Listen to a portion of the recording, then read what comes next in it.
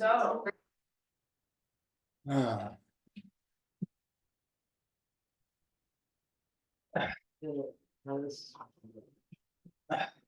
Welcome, everybody. Happy daylight savings time.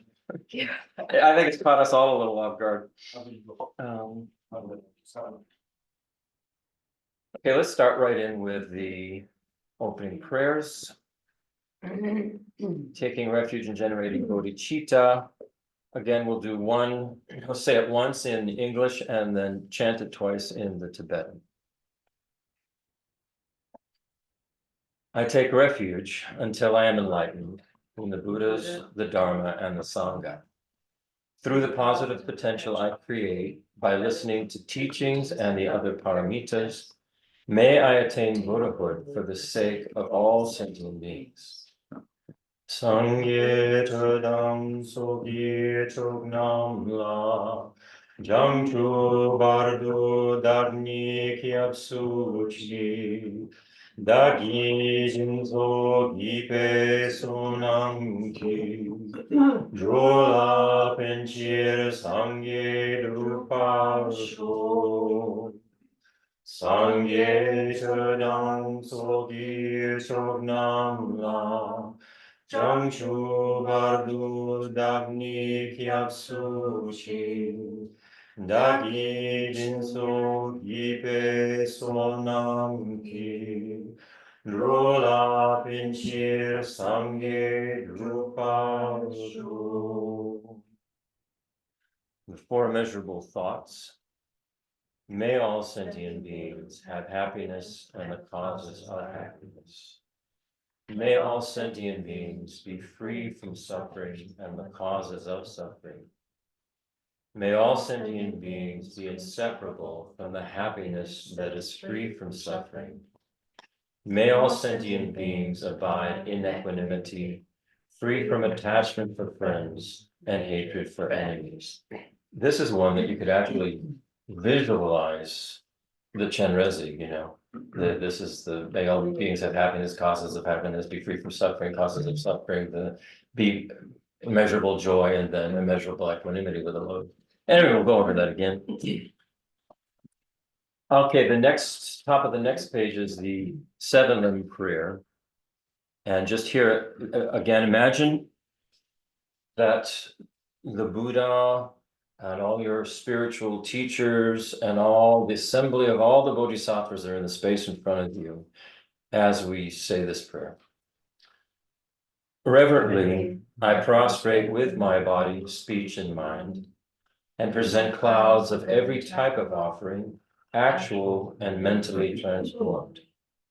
I declare all my negative actions accumulated since beginningless time, and rejoice in the merits of all holy and ordinary beings.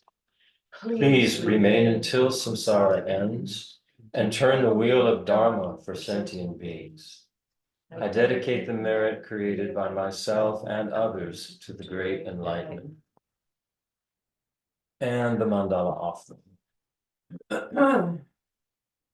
And here imagine that all sentient beings are able to access their Buddha nature, purify all of their karma, all of their obstacles, and attain enlightenment, of liberation and enlightenment for the benefit of all sentient beings. Sajipaki jochi meto Ramri Rablingji Needed Gen Padi Sangye Jindu Needed Ulwani Rokunanda Chinga Chapasho Idam Guru Ratna Mandala Kami. And so before we get into today's topic, let's go over these the Shakyamuni Buddha image and mantra, the Chenrezig image and mantra, and the Manjushri image and mantra. And then just to get familiar with this will be eventually part of a larger practice, and there will be more added, but we'll keep it simple, as simple as possible, and build on it. So let's start with the Shakyamuni Buddha.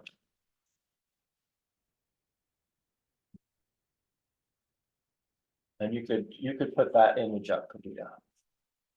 Thank you.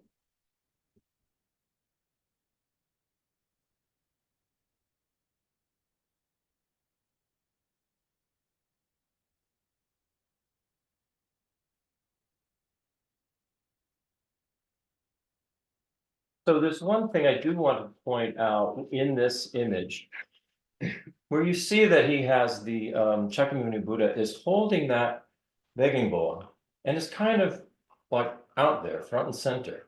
And this is an extremely important part of this image symbolically, because the begging bowl would mean one is relying on others, on the kindness of others, for normally we'd think for physical sustenance, and this is what monks would do.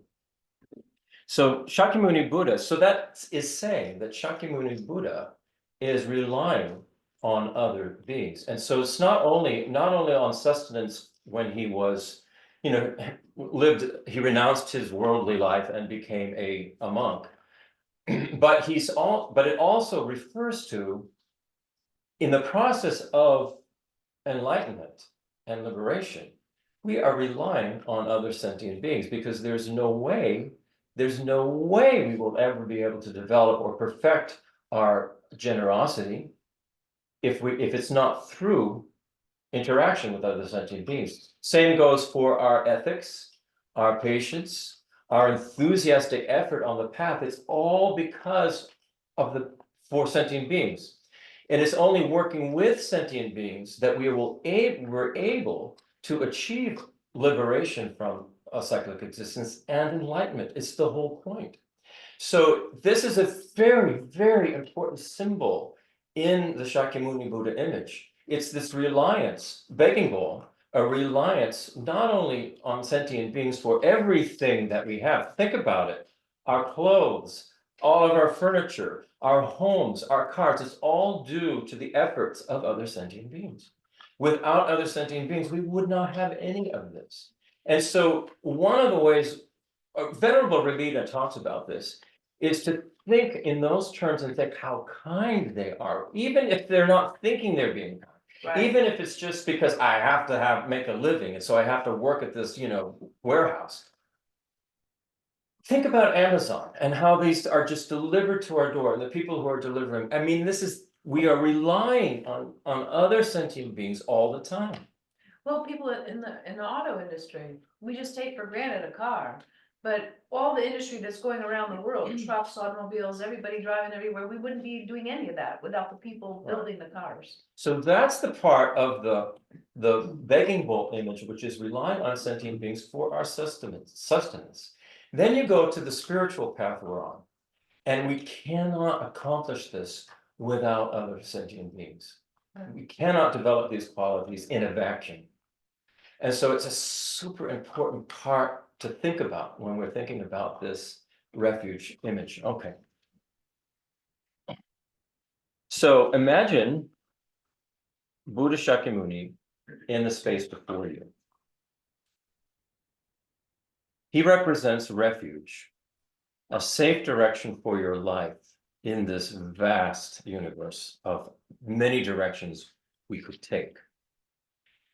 He is the embodiment of all Buddhas, all spiritual masters, all bodhisattvas, and all Dharma realizations. From your heart, generate the request to the Buddha that you be inspired to follow the path to full enlightenment.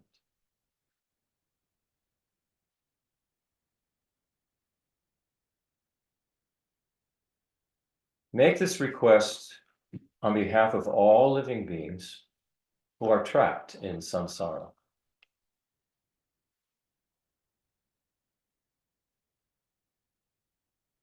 Rays of light stream from the figure of the Buddha before you.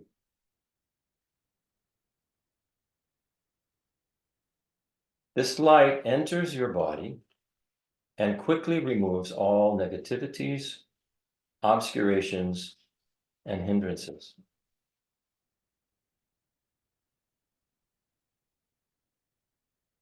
This frees you to progress quickly on the path.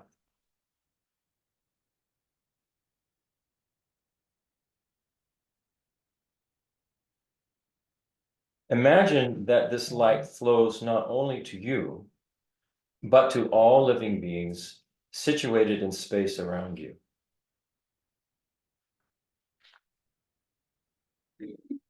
All these beings who in one way or other have been kind to us at one point or another.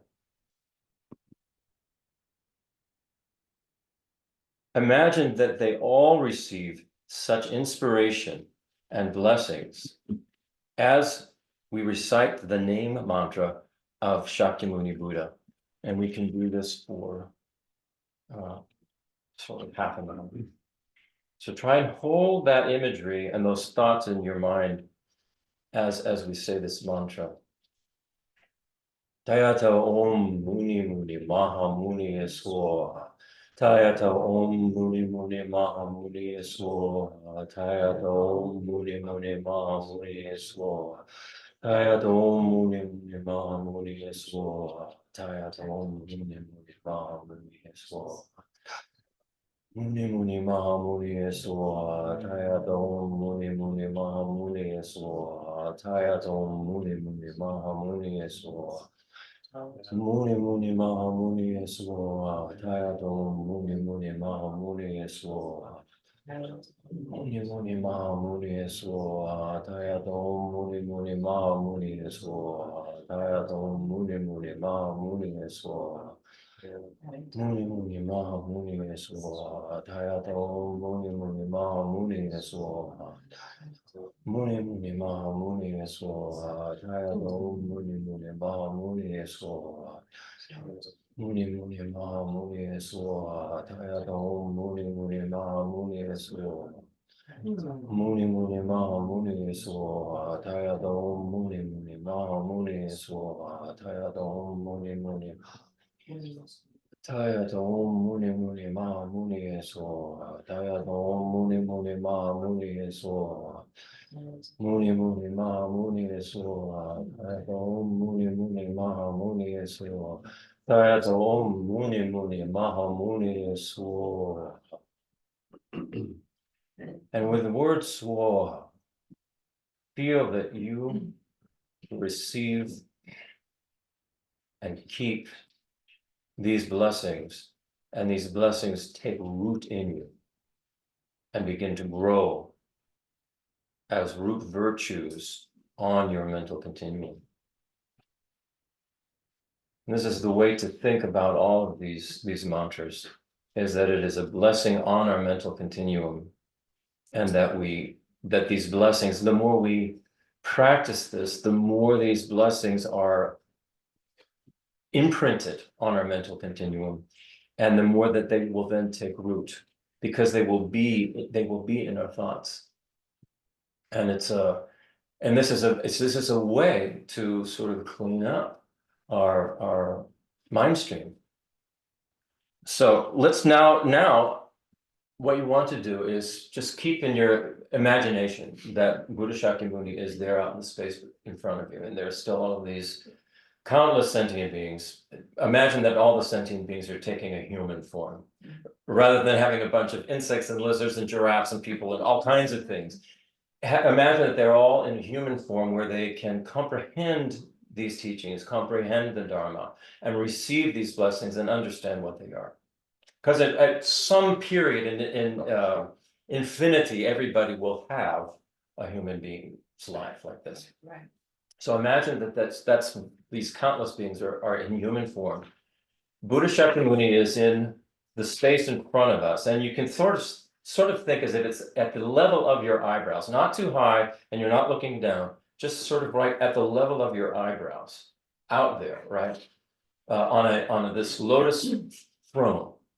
So now imagine coming from the heart, emanating out of the heart of Shakyamuni, comes Buddha Chenrezig, this white Buddha of compassion with 4 arms, who is in prayer to the side, one with a mala, one with a lotus.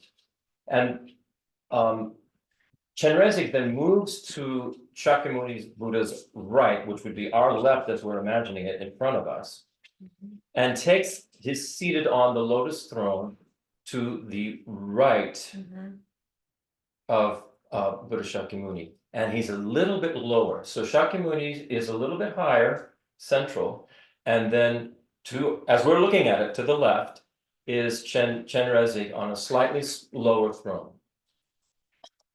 Now, imagine, again, coming out from the heart of Shakyamuni Buddha is Manjushri. This is the Buddha of wisdom. And Manjushri is holding a flaming sword with his right hand sort of over his head, and he has the stem of a lotus he's holding at his heart, and the lotus winds its way up to underneath Manjushri's left ear, where there is the Prajnaparamita Perfection of Wisdom Sutra. Manjushri then moves to Shakyamuni Buddha's left.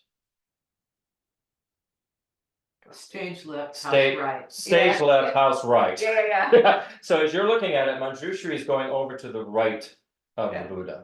And he also takes his place in the lotus throne and is slightly lower than the Buddha. So you have the Buddha, Shakyamuni Buddha in the middle, Chenrezig and Manjushri on either side, slightly lower.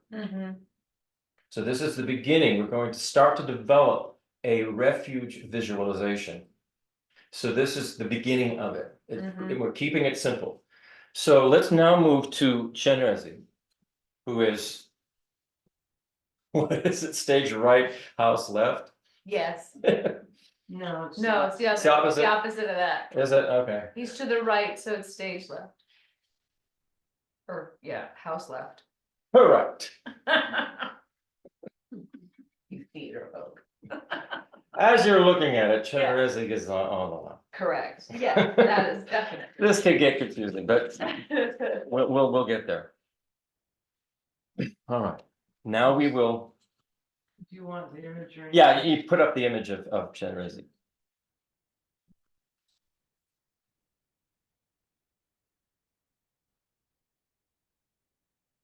And of course, Chenrezig's mantra is Om Mani Padme Hum. And Om Mani Padme Hum is the jewel in the lotus, the mani jewel that Chenrezig is holding between his 2 hands is our Buddha nature.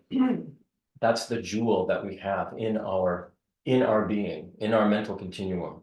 And that Buddha nature, through the practices that we are doing, through the spiritual path, that Buddha nature can slowly and gradually be revealed and purified. All our karma can be purified, and that will blossom into what they call this beautiful lotus.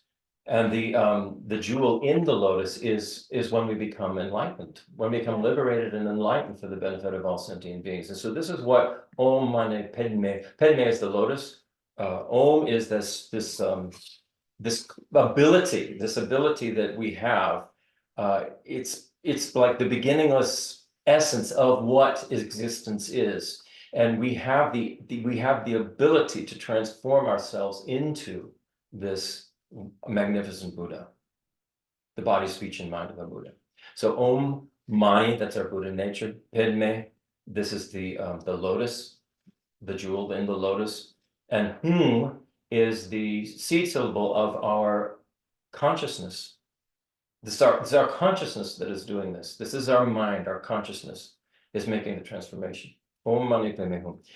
So now we can imagine Chenrezig is in the space before you.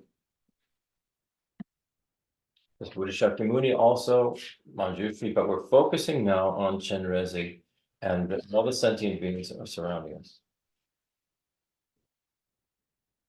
From your heart, generate the request that you be inspired to cultivate the four immeasurable qualities of love,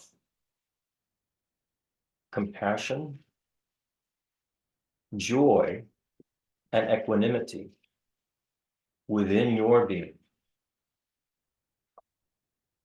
Make this request on behalf of all living beings situated in space around you who want to be happy but are trapped in the pervasive suffering of cyclic existence. Wow. That Good includes all the I'm sorry, animals. can you start over? Okay. There was a slight distraction. One of the realms has That's they've gone out of their human bodies and they're back into their dog bodies. Okay. Imagine Chenrezig in the space before you. From your heart, generate the request that you be inspired to cultivate the four immeasurable qualities of love, compassion, joy, and equanimity within your being. Make this request on behalf of all living beings situated in space around you who want to be happy but are trapped in the pervasive suffering of cyclic existence.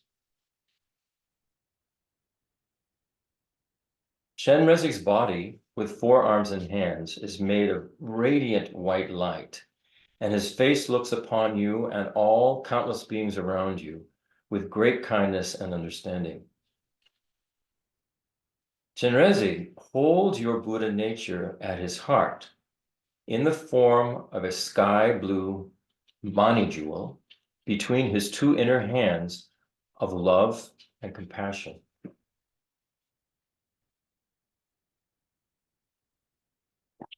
He simultaneously holds all beings' Buddha nature at his heart as well. With his outer right hand, he is steadily moving the beads of his crystal mala, transmitting immeasurable joy to you and all sentient beings with the prayer that you be inseparable from the happiness that is completely free from suffering.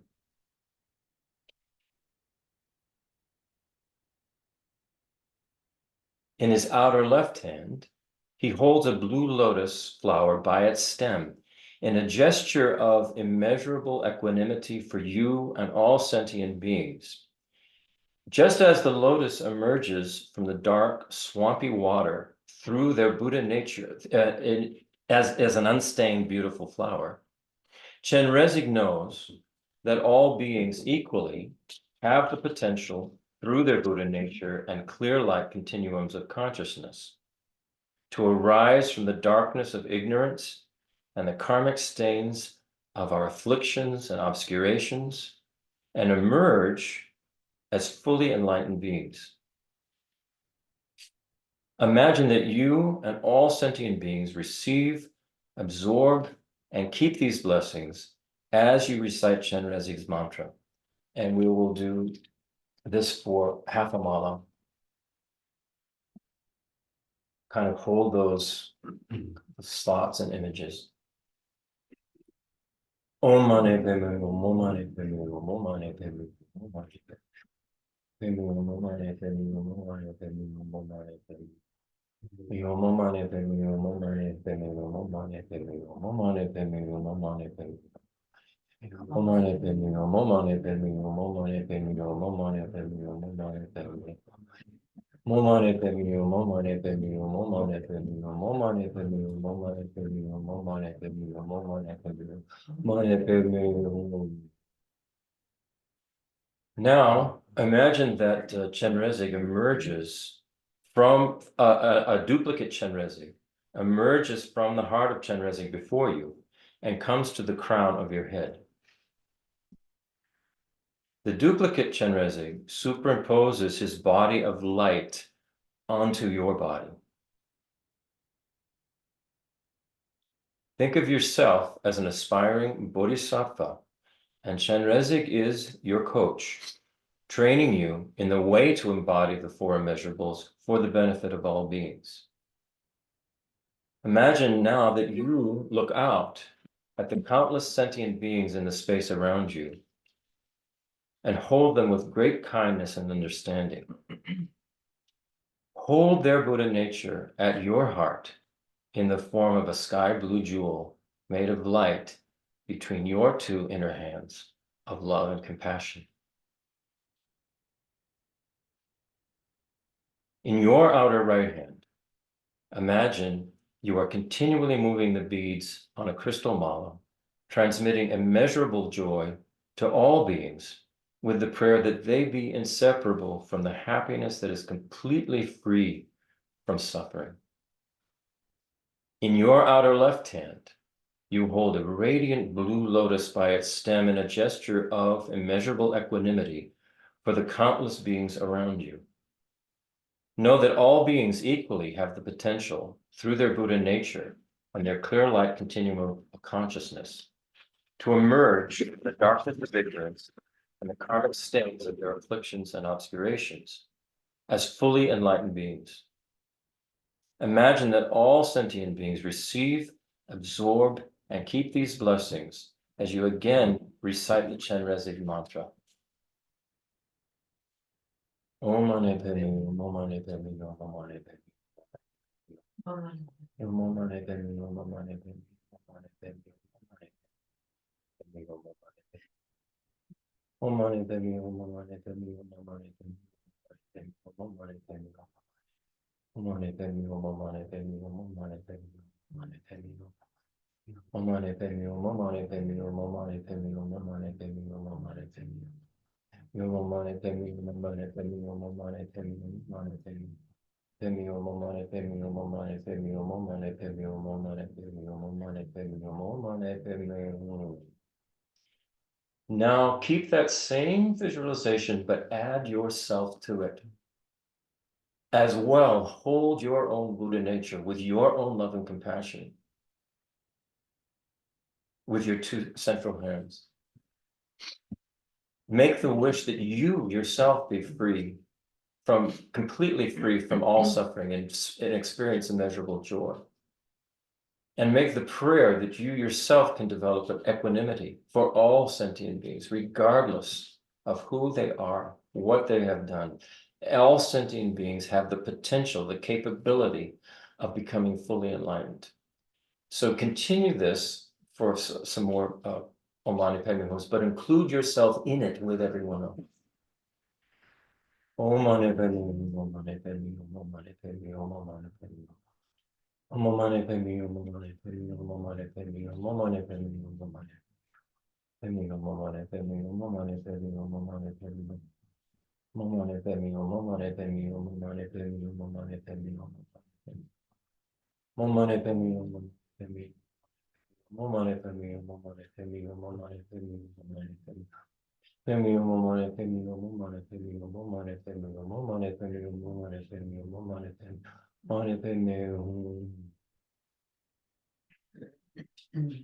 And feel that you receive and absorb and keep the blessings of this mantra, and they take root in you and grow. Now we turn our attention to Manjushri, who is, as you're looking at this trio, Buddha's in the center, a little bit higher, Chenrezig appears to the left as we're looking at it. Now Manjushri is at the right.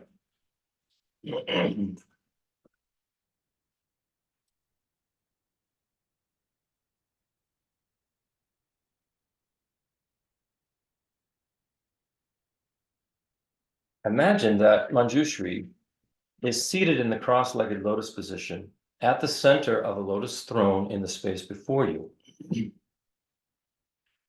From your heart, generate the request to Manjushri that you be inspired to have the motivation, the enthusiasm, and the perseverance to develop your understanding of the profound view of emptiness.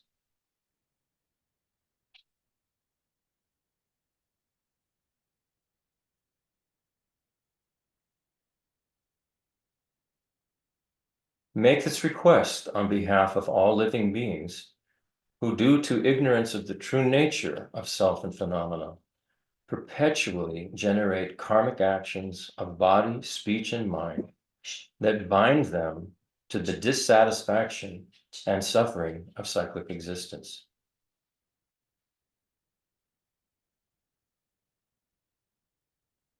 This is the reason we want to attain a profound view of emptiness.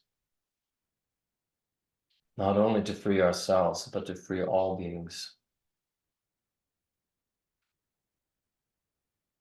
Manjushri's body is made of brilliant saffron light that radiates out like the sun in all directions to dispel ignorance and mistaken views.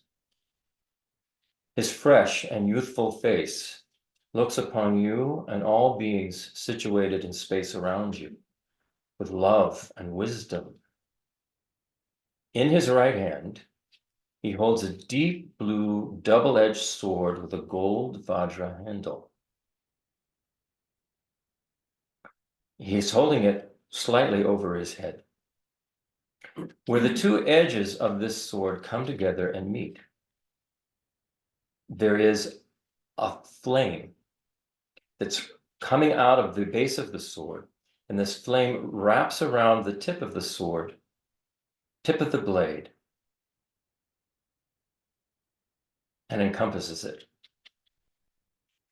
This indicates that this sword of wisdom cuts through and burns the afflictions and obscurations resulting from ego self-grasping ignorance that leads to nihilism and the dualistic two-sided views of self and other, conventional reality and ultimate reality, and subject and object. In his left hand, he holds the stem of a lotus at his heart.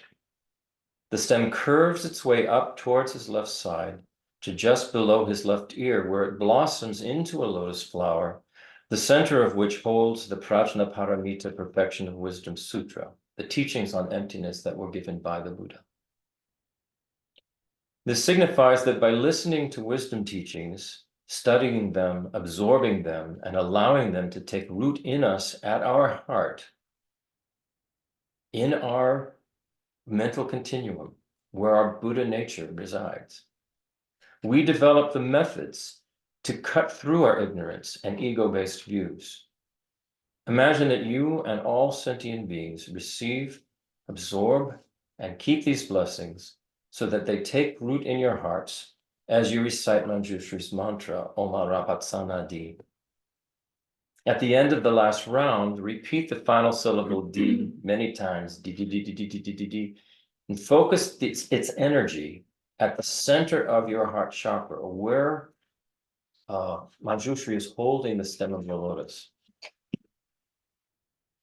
That's where the indestructible drop of energy, which contains your clear light continuum of consciousness and Buddha nature, resides. So let's do that for half a mala or a quarter of a mala.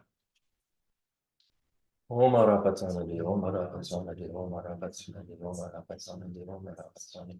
Sana Di, Om Arapatsana Di, Om Arapatsana Di, Om Arapatsana Di, Om Arapatsana Di, Om Arapatsana Di. Om Arapatsana Di, Om Arapatsana Di, Om Arapatsana Di, Om Arapatsana Di, Om Arapatsana Di, Om Arapatsana Di, Om Arapatsana Di, Om Arapatsana Di, Om Arapatsana Di. Om Arapatsana Di, Om Arapatsana Di, Om Arapatsana Di, Om Arapatsana Di, Om Arapatsana Di, Om Arapatsana Di.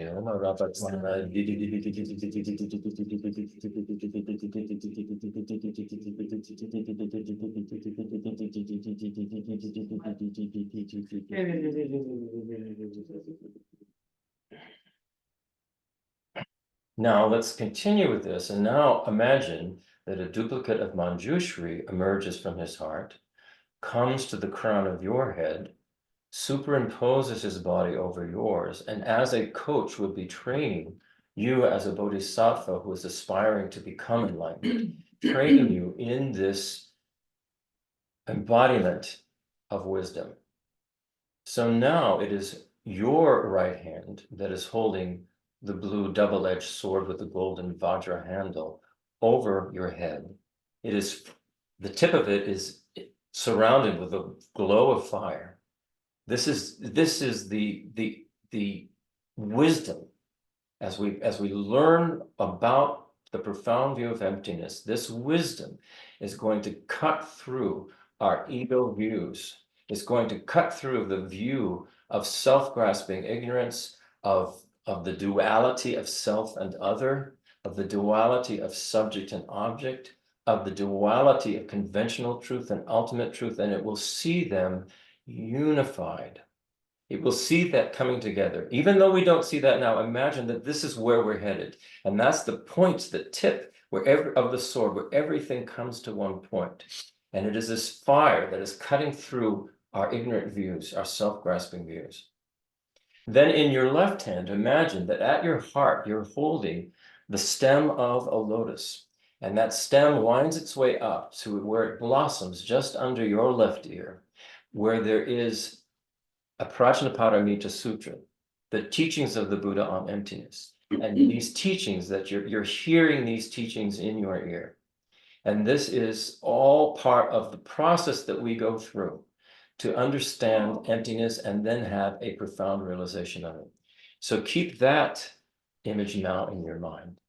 And again, we will do the Orapasana D, but like for a quarter or half a mala. And then the second round, the D. And we imagine that D is going straight to your Buddha nature, at the center of your clear light mind, at the center. And it is having an effect on that, awakening it, okay?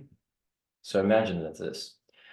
Om Rapatanadi, Om Rapatanadi, Om Rapatanadi, Om Rapatanadi, Om Rapatanadi, Om Rapatanadi, Om Rapatanadi, Om Rapatanadi, Om Rapatanadi, Om Rapatanadi, Om Rapatanadi, Om Rapatanadi, Om Rapatanadi, Om Rapatanadi, Om Rapatanadi, Om Rapatanadi. Om Rapatanadi, Om Rapatanadi, Om Rapatanadi, Om Rapatanadi, Om Rapatanadi, Om Rapatanadi, Om Rapatanadi, Om Rapatanadi. Rapatanadi, Om Rapatanadi, Om Rapatanadi, Om Rapatanadi, Om Rapatanadi, Om Rapatanadi, Om Rapatanadi, Om Rapatanadi. Sanadi, Om Rapatanadi,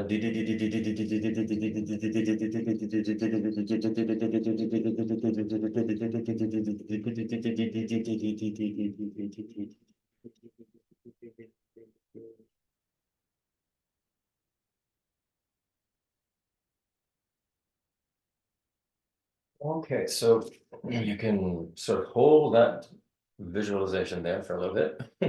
Just have it out there, you know, as we move on. Now we're going to go to the Vajrasattva mantra.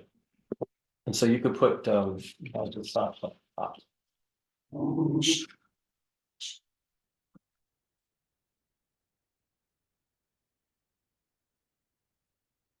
But before we actually get to the mantra itself and the visualization, I want to talk a little bit about. So I guess you can take this down for now. Yeah, sorry. I want to talk a little bit about Vajrasattva's place in this. So we have Shakyamuni Buddha, as I said, he's sort of in the center of. We can imagine that. Also, we can imagine that out in the space in front of us. That the Buddha and Chenrezig and Manjushri are on also a platform of beautiful light, so that there's something that they're sitting on, not just floating, but they're on a platform of beautiful light. So that's another thing to add, but not to worry too much about what that platform looks like just now. This is beautiful, and then it's made of light.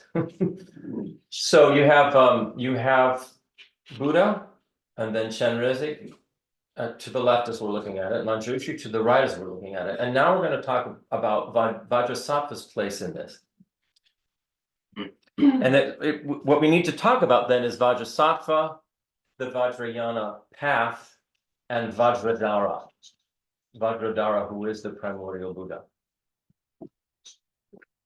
So Vajrasattva figure represents the Vajrayana, or what is called the diamond vehicle. We have, it's okay. I've been chanting out in the yard. It went. Hi. Hi. As you know, the animal will also acknowledge you. So Vajrasattva represents the Vajrayana, which is the it's called the diamond vehicle. which developed out of the Indian Mahayana Buddhist vehicle, the Buddhist path. It developed out of the Mahayana path. And it sometimes is referred to as the uncommon aspect of the Mahayana. This is how Pabalka Rinpoche in Liberation in the Palm of Your Hand, towards the end of that book, he then talks about this, this is where you're going to go with the in the Bodhisattva path. You're going to go then, after we've developed bodhicitta and renunciation and an understanding, a good understanding of emptiness, then we move to this, or add, I should say, add this part of the path, this Vajrayana vehicle, the diamond vehicle.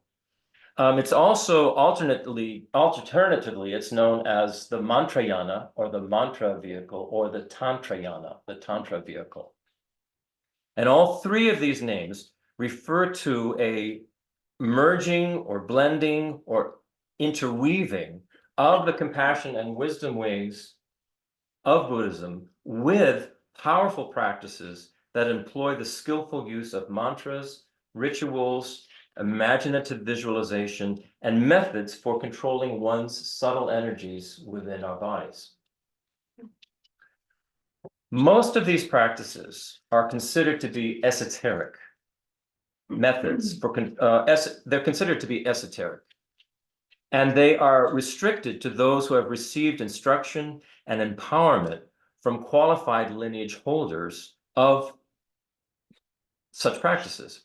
Again, in the Liberation in the Palm of Your Hand, Pabalka Rinpoche calls these he calls this lineage the lineage of consecrated practices. Consecrated means that it's set apart. It's set apart from the others. So these practices are set apart from the others, and they generally require an empowerment and specialized instruction before you would engage in them. And to successfully engage in them, you have to have gained some experience of bodhicitta, this aspiration to become enlightened for the benefit of all sentient beings. You have to have some experience of that in your heart and your mind to begin to engage in these practices. You also have to have a sense of renunciation. So what we're doing is we're renouncing, we're abandoning the samsaric view, the ego self-grasping view that is causing so much trouble. Just look at the world. So what we're doing is we're renouncing that. We're saying, I think I've had it with this. I want to try another way. I want to try another way. I want to develop my heart. I want to develop my heart and my mind. So the third thing that you have to be able to successfully engage in these kinds of practices is a developed understanding of what emptiness is about, meaning that it's the lack of any kind of independent self-existence of anything, that everything dependently arises and comes together and goes apart and comes together again. And, we give everything all these names, and people come and go, animals come and go, plants come and go, everything comes and go. Nothing exists permanently and independently. We're all affected by everything else. So that is the nature of what emptiness is alluding to. This emptiness of any kind of existence that is opposite to that is completely self-independent existence, kind of stuck, permanent in stone. I am this forever, Right. So we have to have some kind of pretty clear conceptual understanding of that to engage in these practices. Obviously, we don't have a direct perception of this. If we had a direct perception of this, we'd be liberated from cyclic existence to begin with, which would be great. But the whole point is that we develop these three qualities: this renunciation, the bodhicitta, and the understanding of the correct understanding of what emptiness is.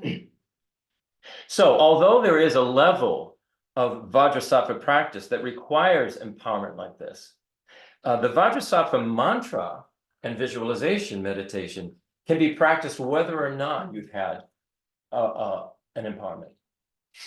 In fact, the Vajrasattva mantra and visualization meditation is one of the first things that Buddhist teachers will teach their students. This was one of the first things that Geshe Drakpa told us about. He told us, he said, you have to memorize this. There was no like, try to. It's like you memorize this 100-syllable mantra, and memorize this visualization of how the mantra goes with the visualization, because the foundation of Buddhist practice is purification. We can't move forward if we still have all of this negative karma and thoughts and feelings clouding up our mental continuum. So we have to start with purifying. It's very, very important. So this is why they include this Vajrayana practice, this diamond vehicle practice from the start. It does not require an empowerment.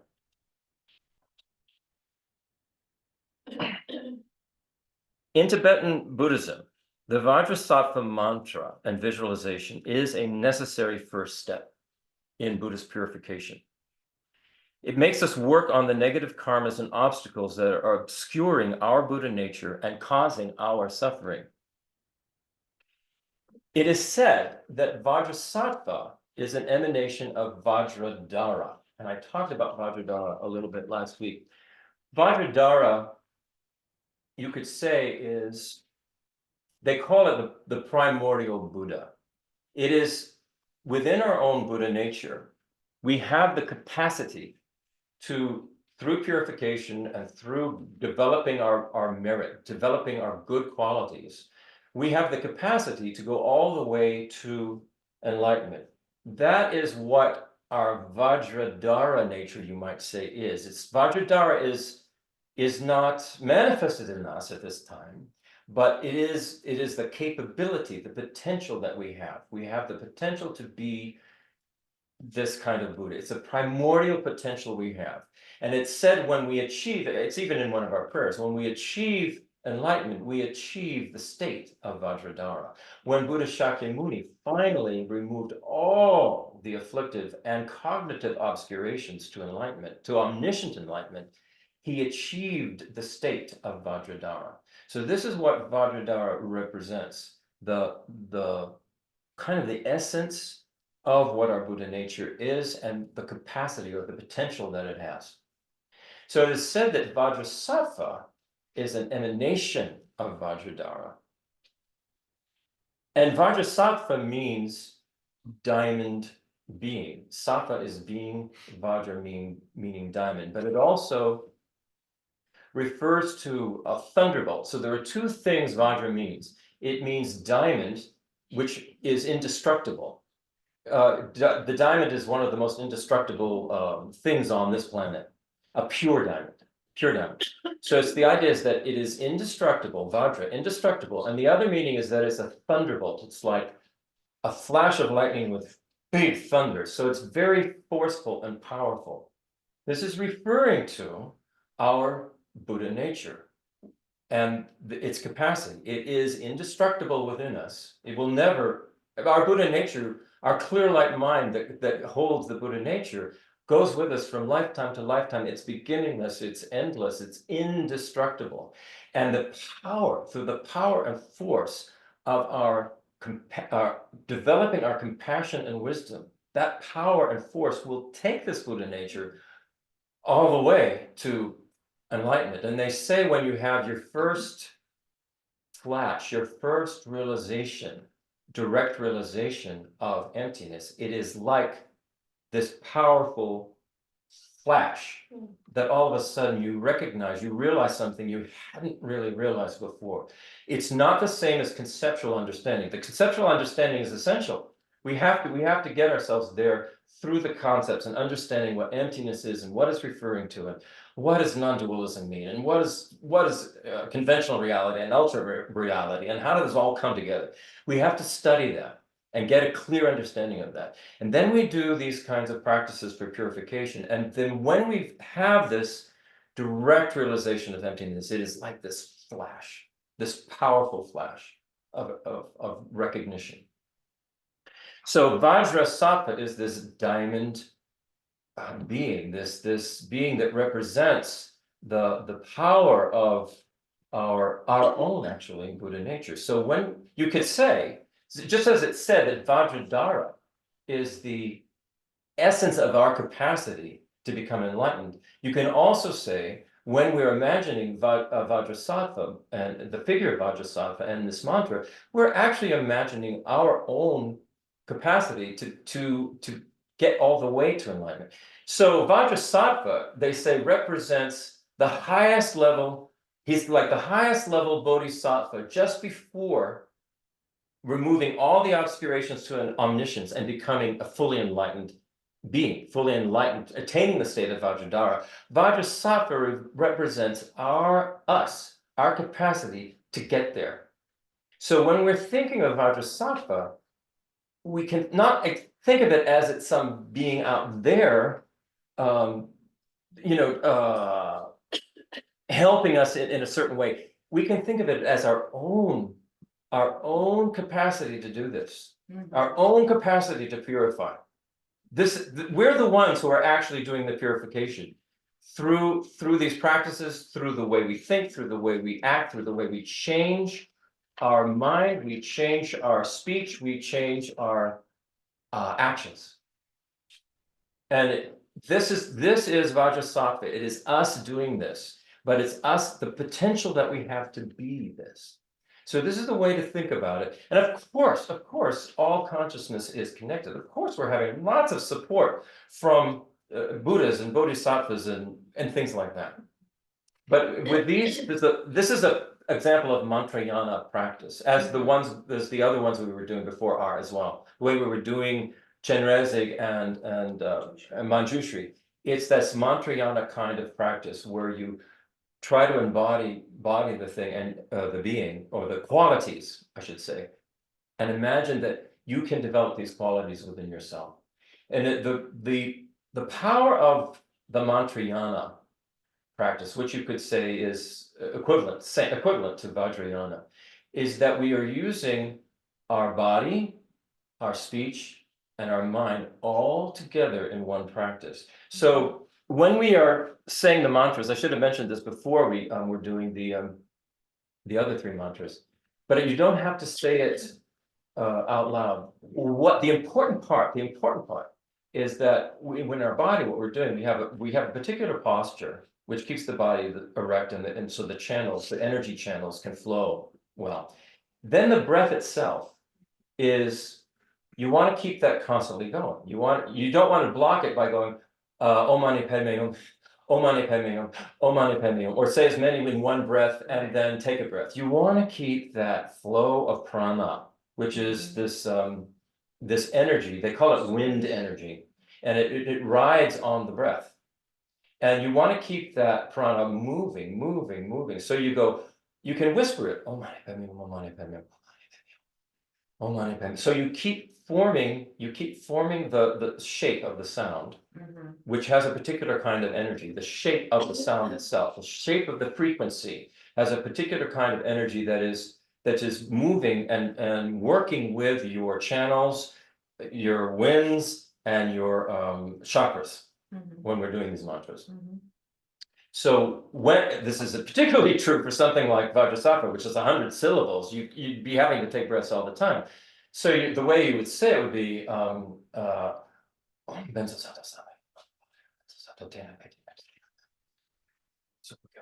you keep the thing going. So whispering actually works. Right. Of course, in the monasteries when they're all chanting together, that they'll be doing it loud, and they'll all alternate how they take their breaths and things like that. But for the personal practices, it doesn't have to be loud. It doesn't have to be out there. It just has to be enough so that you're forming the shape of the energy, and that you're keeping the breath constantly moving, keeping the prana constantly flowing.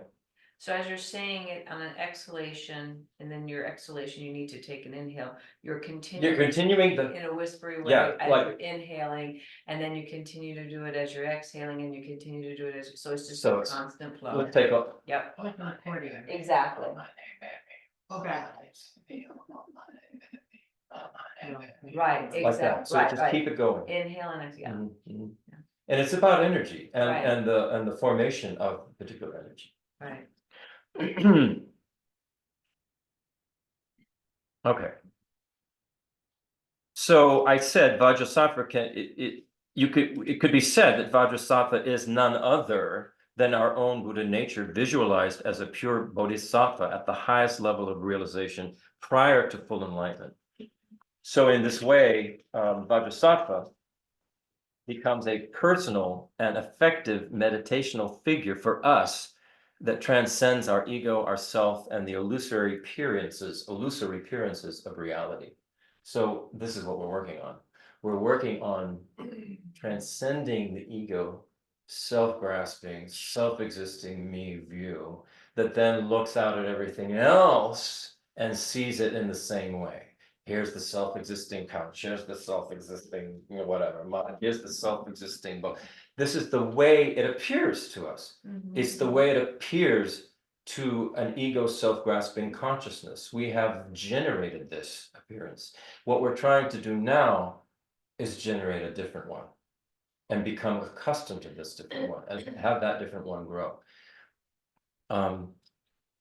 So this is Vajrasattva is definitely about, as all of these are, transcending our normal ego, self-grasping appearances of self and other, and everything is separate like that. So, did you have a question? No. Okay. Just inhaling. Getting ready. Keeping the energy good. So a foundational practice in Buddhism, as I said before, is the process of purifying obstacles, misconceptions, and negative karmas, negative actions, as well as generating merit, so as we purify the negative actions, at the same time, we're generating the opposite of them. We're generating positive, first of all, it's just thoughts. We're generating positive ideas. Everything starts with an idea. Everything starts with a thought. According to Buddhism, everything we see here right now, that we think we feel, taste, touch, smell, hear, all started with a thought, all starts with an idea. It continues to be generated by an idea. What we have to do is shift our ideas.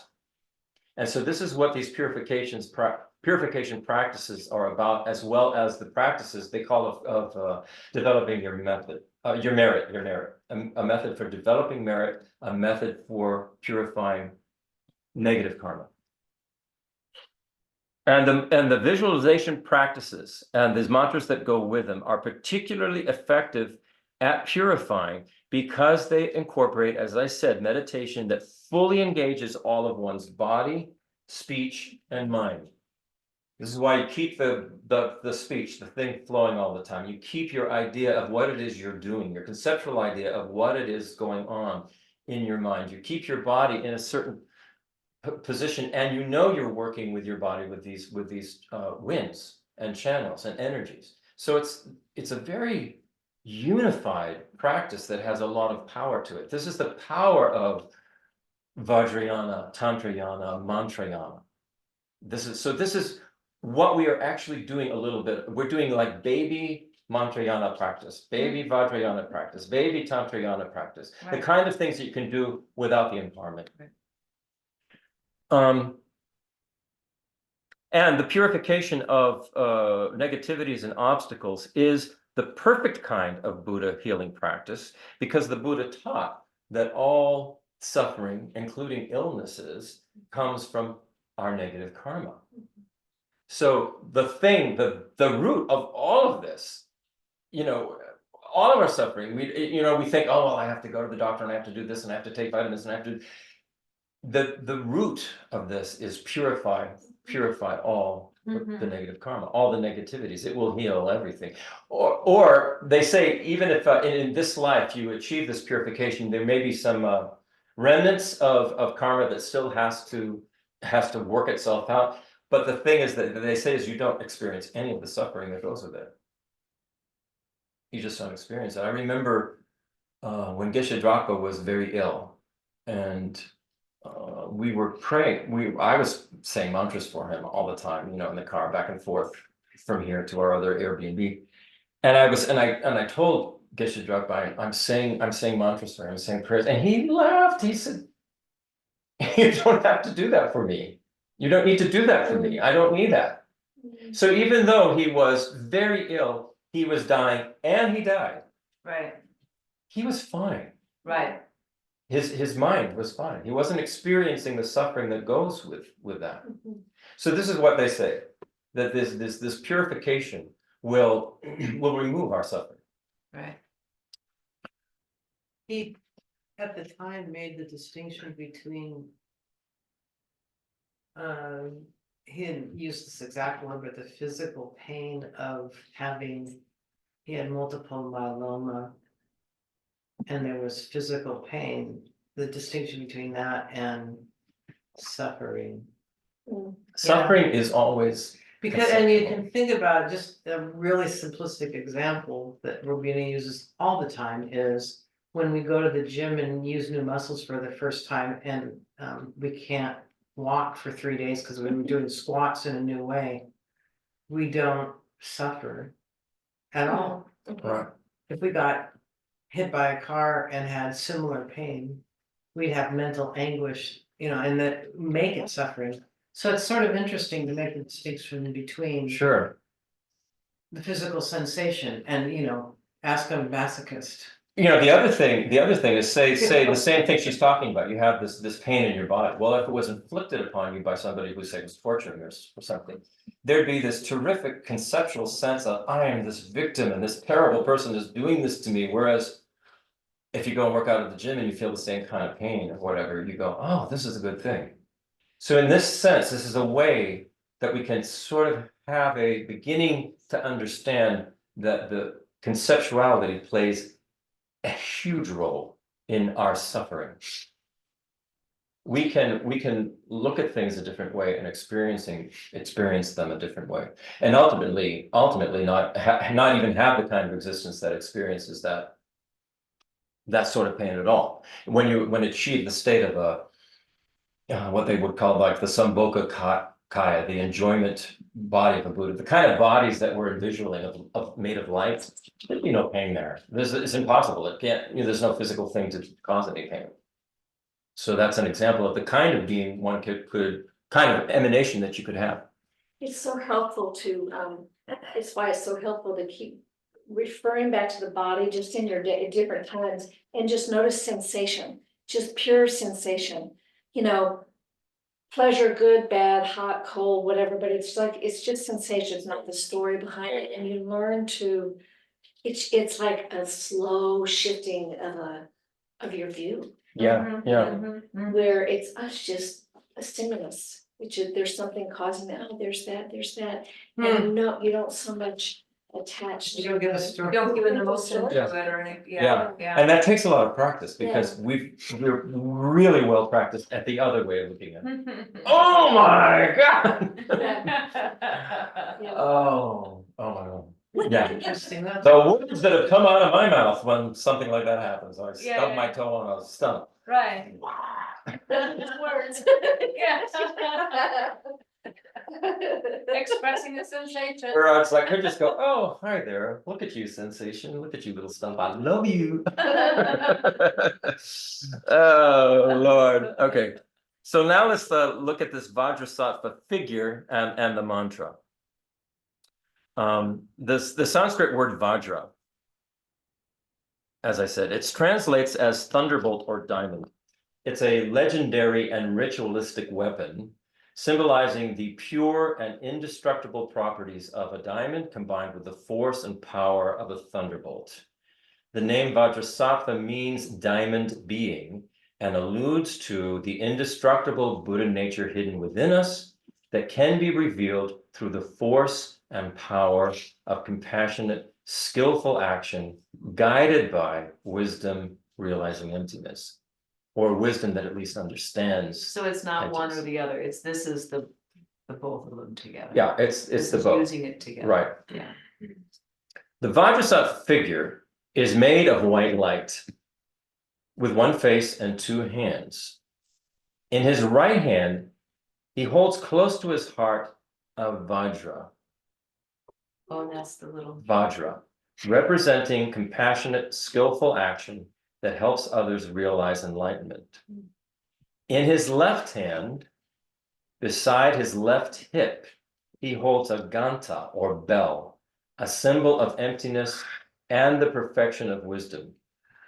He's seated at the center of a blossoming lotus with his legs crossed in the full lotus position, representing again the perfect balance of compassion and wisdom.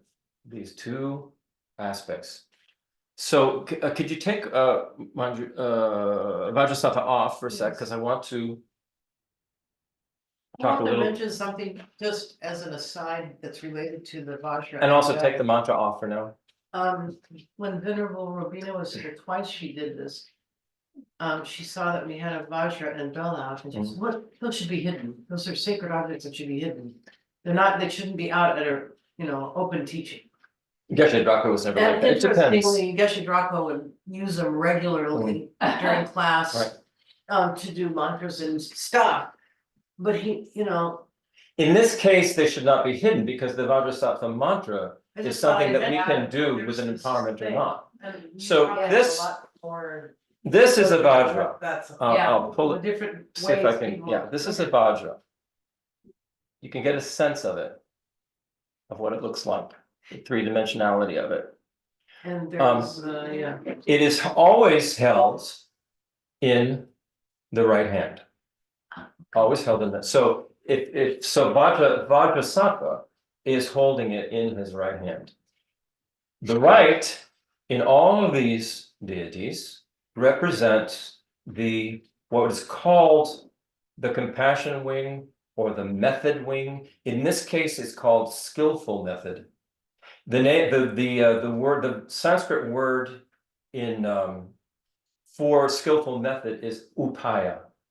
And upaya, remember we've talked in the past about the levels of paths that you go on, and we talked about these the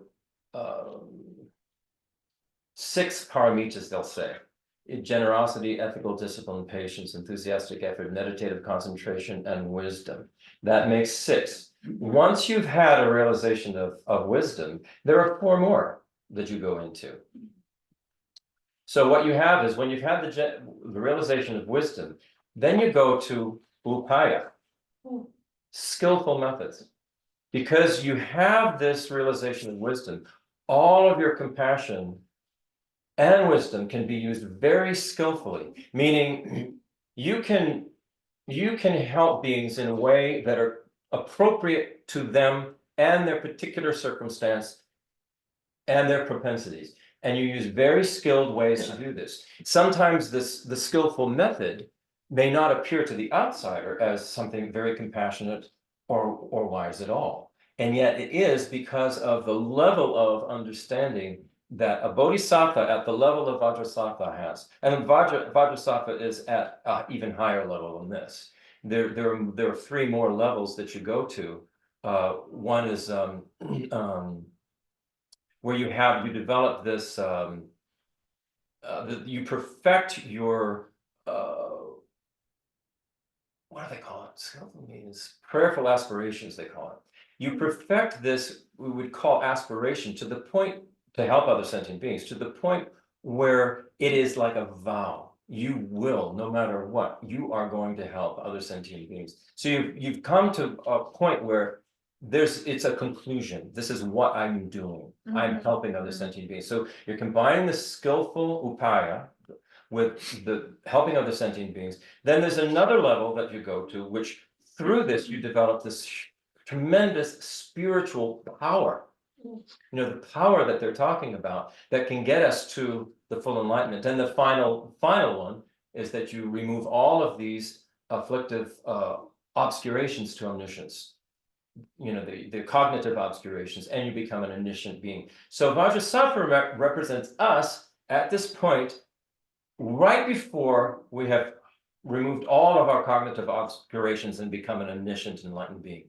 This is so we're thinking in this way. So this is skillful means. Then we have the bell, which is always held in the left hand. And the left side of, and all of these deities, and in, as we're thinking of that refuge visualization, the left is always representing the wisdom aspect of the path. You have the method or compassion, the compassionate method, skillful, compassionate method to help. Then you have the wisdom that understands the nature of how things actually exist, the nature of the self, the nature of phenomena. So this is what Vajrasattva is holding. He's got the bell and the Vajras. So the bell, they also represent the masculine aspect that we all have within us and the feminine aspect that we all have within us. So ultimately, when we achieve enlightenment, we achieve the union of those two. Which is why some of the tantric practices will show a male and female in union, but it is you. It is your masculine aspect. It is your feminine aspect that you've brought into union. So without an empowerment, people can be totally confused about what some tantra practices are talking about. But in this practice, we can at least talk about the meanings of things. So the bell represents emptiness. So the inside of the bell is completely empty, sort of like a void. It is, if you look, the tip of the bell, the handle of the bell is a Vajra. It's the Vajra is going into the bell, and then there is a bell clapper. So this is an example of it's just an example of emptiness. Everything comes into existence and goes out of existence. That is the nature of everything. So it is constantly changing, this is us. We have no independent self-identity. We have this capacity, this Buddha nature, and this capacity for transformation and constantly being able to work with other things. So here's just the example. That sound came into being. Right. Through a It causes. reminded me of Sister Rita Ann ringing the recess bell at the end of recess. Now that's just mentioning to nothing. Right, exactly. It goes back to nothingness. It started from nothing, goes back to nothing due to causes and conditions. So the cause of ringing it made the sound, and then the cause of the sound, just the frequency just dissolving, went into nothing. And this is the way everything is. This is the way everything is. So the two of these combined, we have to think about the meanings of these things. Not that we're going to get it totally. And when you put them down, it's a weird thing. You put them down. I'm not gonna. Yeah, put it down. Just in the weeds, honey. All right. So now we'll go back to. I guess we can go back to the picture.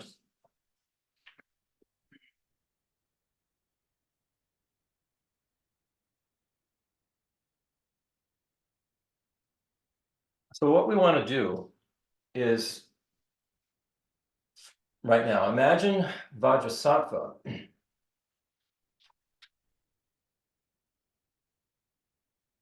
All right, imagine Vajrasattva here is at the top of your head, seated right on the top of your head.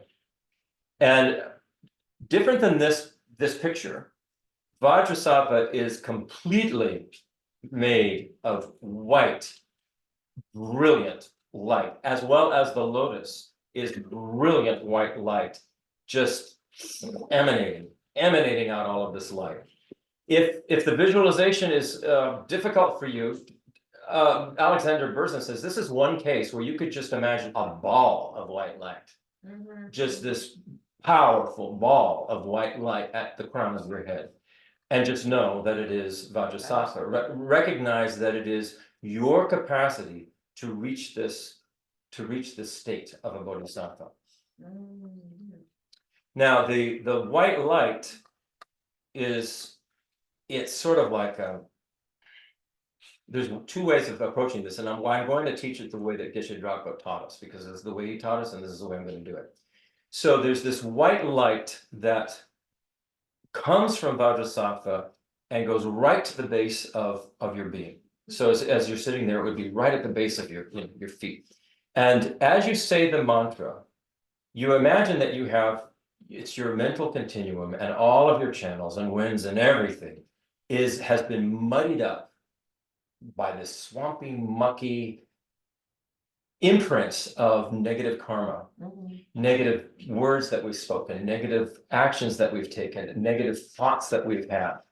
And the consequences of those negative thoughts and words and actions are that it causes harm not only to ourselves, but it causes harm to others. And this is what completely is covering up our Buddha nature. So this white, powerful white light coming from the kind of being that we can become goes to the very base of our being. And as we say the mantra, Om Benzazara Samaya Mano Palaya Benzazara Ten, we imagine that this white light starts to fill up our entire being, all of the cells in our physical body, all of our nervous system, all of our winds and channels and chakras, everything is getting gradually sort of cleansed. So all of the dark matter, we can think of it just as dark matter within us. All of that dark matter is getting dissolved and is getting cleansed, and it's going up to your body, up to your middle, up to where your heart chakra is. That's all getting cleansed. It goes all the way up to your throat, goes into your head, into your eyes, ears, head, and then goes out to the top. And Vajrasattva, the white light, completely absorbs that, all of it, completely purifies it. It's extinguished. And this is what we're thinking. This is the visualization that goes with the recitation of the mantra. So let's just do this once, because the mantra, most I'm sure have not memorized this and cannot say it quickly. But just, you can then put the mantra up.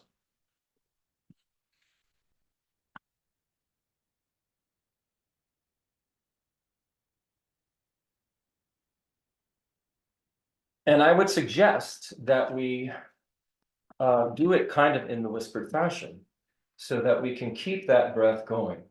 So here's the mantra. We'll be going like.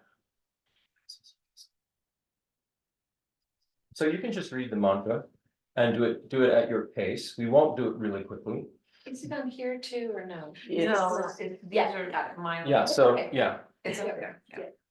So if you don't mind scrolling, so when we get, so that people can read it. I will. Yeah. Yeah, So okay. just print all that out. Yeah. So again, imagine that this Vajrasattva is this brilliant ball of white, purifying light, and it's really sending out rays in all directions.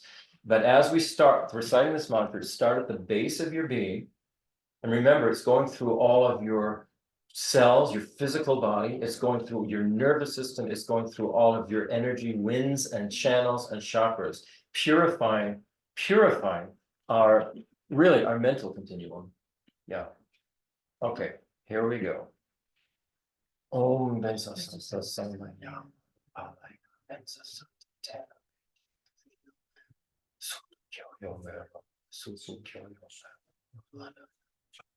So city metraya sasana kala susana sita chill puro hunwa.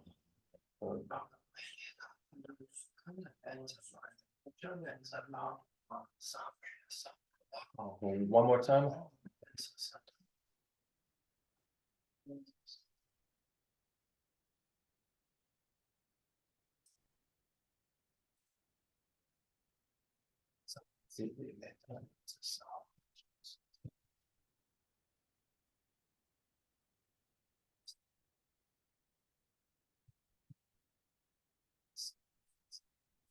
Okay, so that's just a quick taste of it.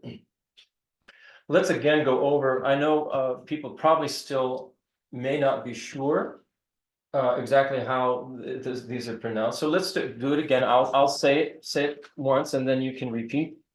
And if you can scroll as we go, Kavita. I will. I'm just looking for the mantra to send it to Merritt's phone Okay. while I'm thinking about it.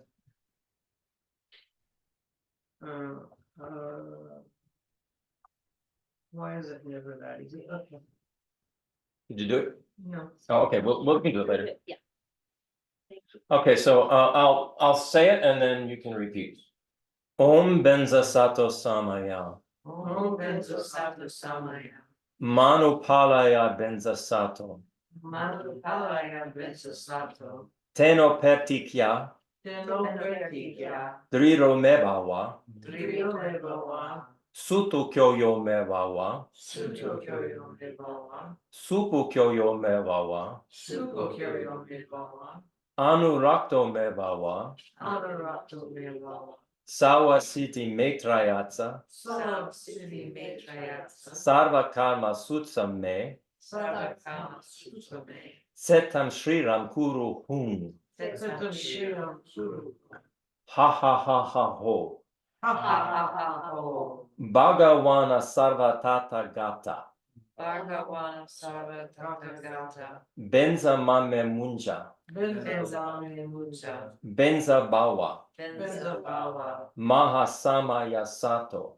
Mahasamaya sato. Ahum Pe. Ahum pere. Briefly, let's go through the meaning that's here, that's written here. So the first line, Om Benzo Sato Samaya, is talking about the Vajrasattva and the Samaya, or the pledge that the Vajrasattva, this diamond being, has made to, from the beginning of time, to help all sentient beings purify their karmic obscurations and negativities. So this is how we think of what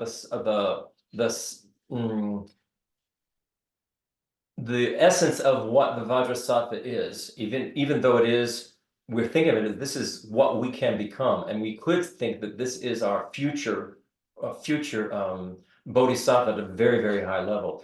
But the beings of bodhisattvas at that very high level have made this pledge that they will always help others to purify their negativities in this way. The next line, Manupalaya Benza Sato, is grant your protection and reside in me, Vajrasattva. Teno Peti Kyadrito Mevawa, remain firm in me and let me recognize my Vajra nature. Let me recognize my indestructible Buddha nature, indestructible clear light mind that has the capacity to completely transform and purify all these negativities, grow these virtues to the point of full enlightenment. Sutu Kyoyo Mevawa is make me totally satisfied by being free from all conceptualization. As we were talking about, one of the main reasons we get upset with pain is that we conceptualize about it. Right. Help me to be free from this. Supu Kyoyo Mevawa is increase the positive energy within me through non-dual bliss emptiness, by understanding the nature of how things come and go, that nothing is permanent, nothing exists forever, nothing has any independent self-existence. We are able to let go of these conceptions that we have that cause us pain, and we can increase our positive energy and blissful energy by understanding this is the nature of everything. All I have to do really is purify myself, change my direction, and everything is going to be, it's going to be this non-dual bliss kind of thing, and I'll be able to help others. Mm-hmm. So that's kind of the way to think about that. Anurakto Mevawa is be loving towards me, and let me be compassionate. Be compassionate by being free from attachment and aversions that give rise to so many other disturbing elements.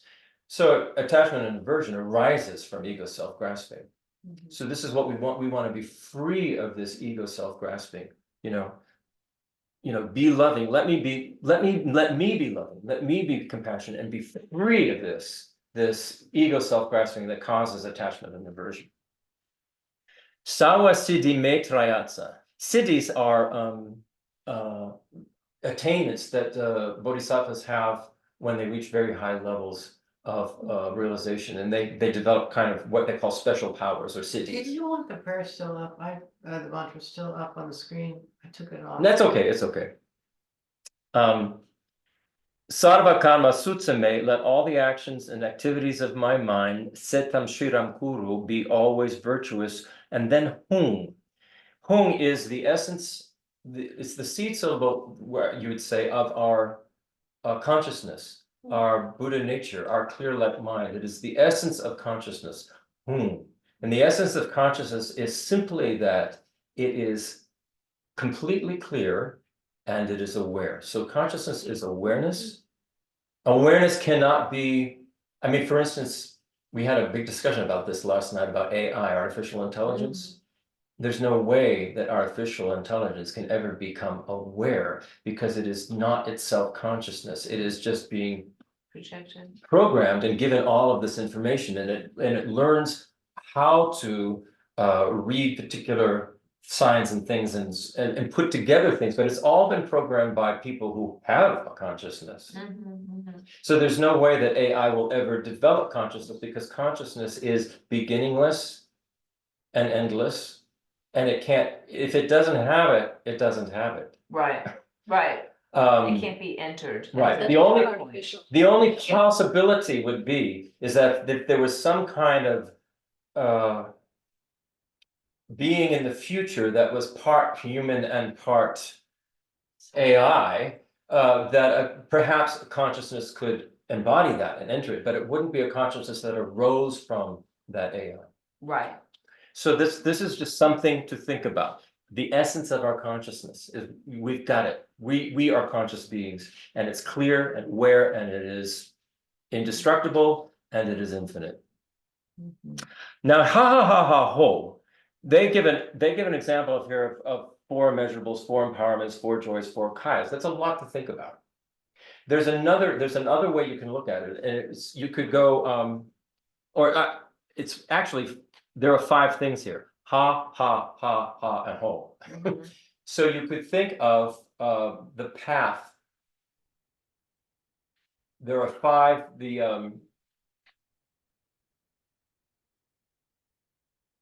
path of accumulation,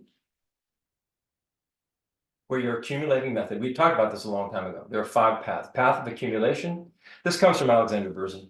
Path of accumulation. The look on my face is, right. More information. Why are you doing There are this? 5 particular paths. We'll talk about it later. Right. Well, because it's actually it's right here. it's easier. But there's something, no, it isn't.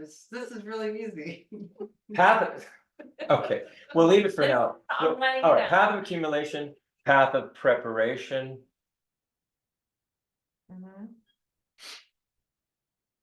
Path of seeing. Path of meditation.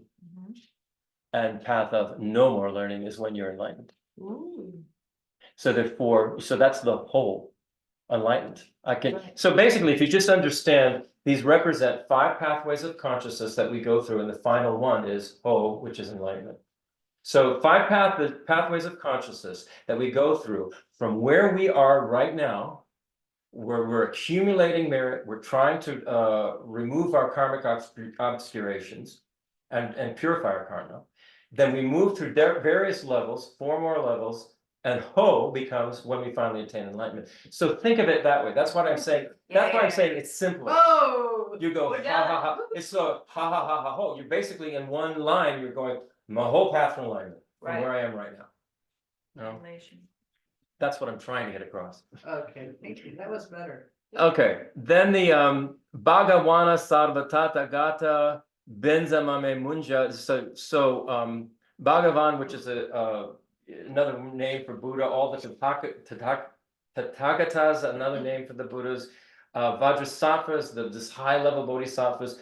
Don't abandon these. Please stay with me. Don't leave. I'm on this path. I'm in your lineage. I'm on your spaceship. Right. Take me with you. Take me with you, and I'm work with me here.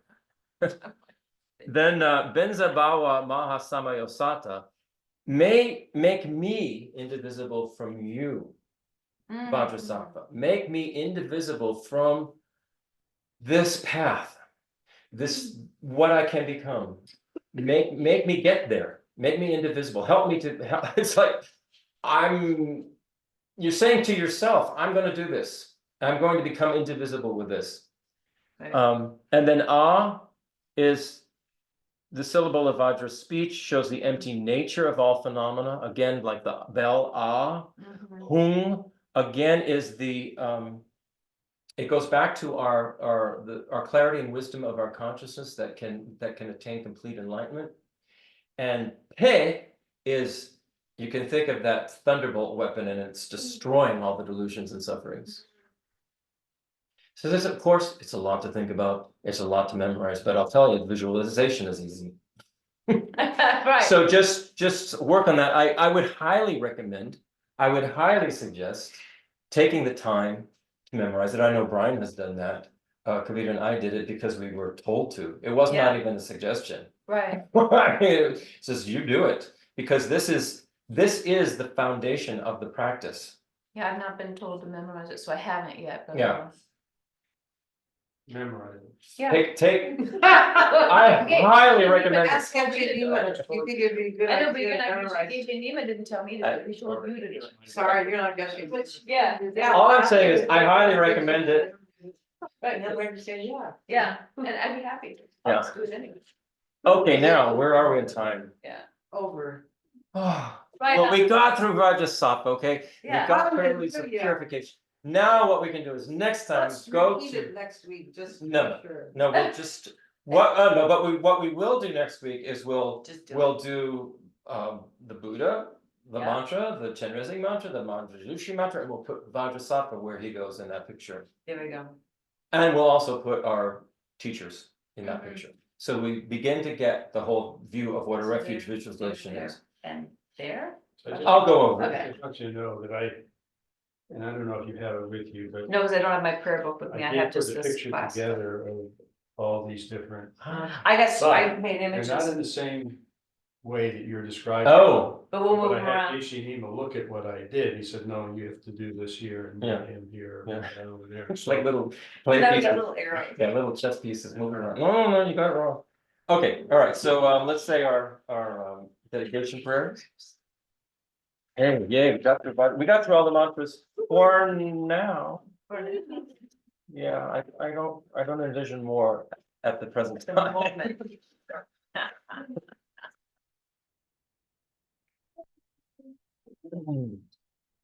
All right, let us say the dedication prayers that are at the bottom of the second page, the two ones that starts with Jangchup. Yeah.